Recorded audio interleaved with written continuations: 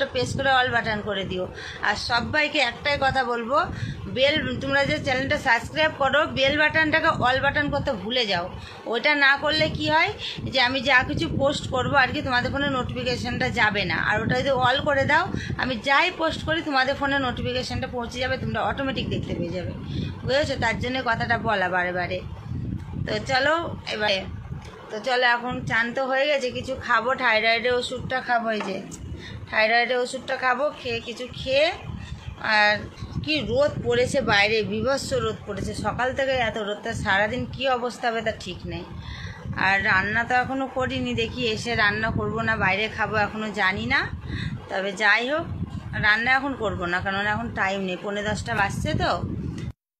তো বন্ধুরা দেখো কতক্ষণ পর তোমাদের সামনে এলাম। এখন না একটু কাজে ব্যস্ত ছিলাম আর শুয়ে ঘুমিয়েও গেছিলাম।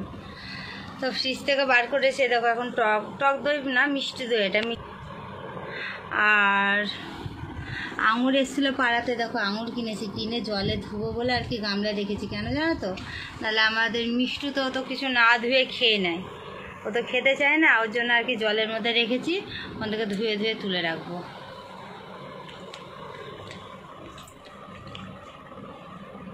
দুপুরে খাওয়া দাওয়া এখনও হয়নি, খাওয়া দাওয়া করবো এখন। ঘড়িতে বাজছে কটা জানো, 1টা বাজছে। এই দেখো আমার খেপির শরীর খারাপ, দেখেছো? জানো কি হয়েছে কালকে? দেখো টক দই খাচ্ছি আর গল্পটা শুনো।